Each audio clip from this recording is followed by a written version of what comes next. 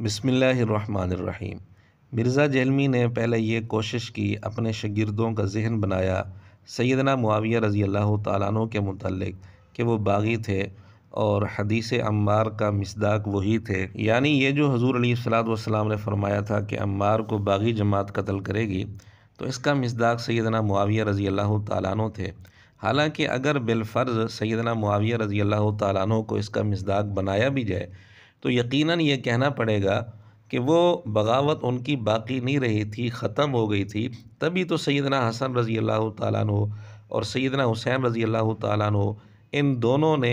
سیدنا معاویہ رضی اللہ تعالیٰ عنہ کے ہاتھ پر بیعت کر لی تھی۔ کیا ایسا ہو سکتا ہے کہ سیدنا معاویہ رضی اللہ تعالیٰ عنہ اپنی بغاوت پر قائم ہوں اور ڈٹے ہوئے ہوں، اڑے ہوئے ہوں،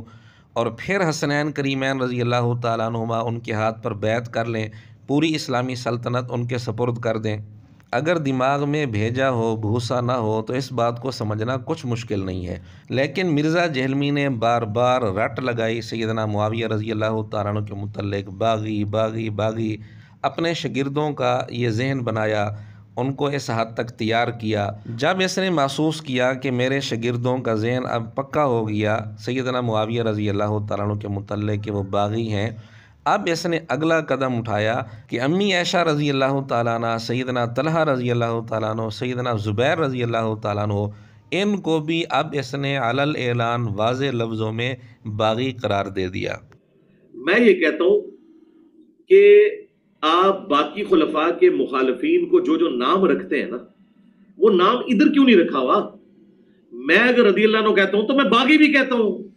میں حضرت طلحہ، زبیر، سیدہ عائشہ، حضرت معاویہ رضی اللہ عنہ اجمعین وعلیہم السلام اجمعین، ان سب کو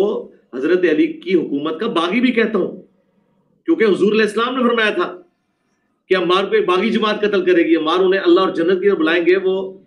جماعت جہنم کی طرف بلائے گی۔ اب چونکہ مرزے نے یہ سمجھ لیا کہ میرے شاگردوں نے اس بات کو ہضم کر لیا ہے، سیدنا معاویہ رضی اللہ تعالیٰ عنہ کو باغی تسلیم کر لیا ہے اور اب بھی وہ باغی ہی مانتے ہیں، تو مرزے نے اگلا قدم اٹھایا اور حدیث عمار نعوذ باللہ سیدہ امی عائشہ رضی اللہ عنہ، سیدنا طلحہ، سیدنا زبیر رضی اللہ تعالیٰ عنہما، ان پر فٹ کر دی، جبکہ حدیث عمار کا ان حضرات کے ساتھ، ان مقدس ہستیوں کے ساتھ دور دور کا کوئی تعلق نہیں ہے۔ لیکن یہ بھی ایک واضح حقیقت ہے کہ مرزے کے اندھے مقلد اب بھی مرزے کی حمایت کریں گے کہ مرزا صحیح کہہ رہے ہیں۔ ان کو صحابہ کے تقدس کی کوئی پرواہ نہیں ہے، ان کو صرف اور صرف مرزے کی ذات اور مرزے کی شخصیت کی پرواہ ہے بس۔ اور مرزے کا مرحلہ وار اس طرح قدم اٹھانا باقاعدہ اس کی منصوبہ بندی کے تحت ہے، اس کی پلاننگ کے تحت ہے۔ اب وقت کے ساتھ ساتھ میں نے چیزوں کو کھول کر بیان کرنا شروع کیا۔ پہلے میں ضمناً چیزوں کو بیان کرتا تھا، پھر جب اس سے کنفیوژن کھڑی ہوئی ہے پھر میں نے وہ مقدمہ بیان کرنا شروع کر دیا۔ آپ لوگوں کو یاد ہے میرے شروع کے جو کلپس تھے وہ حضرت امیر معاویہ رضی اللہ تعالیٰ کے بارے میں کھول کے بیان نہیں کرتا تھا۔ اس کا یہ مطلب نہیں تھا کہ مجھے اس وقت نہیں پتا تھا کہ انہوں نے اپنے دور ملوکیت کے اندر کیا کچھ کیا ہے امت کے ساتھ، بس میں اس پہ پردہ ڈال دیتا تھا۔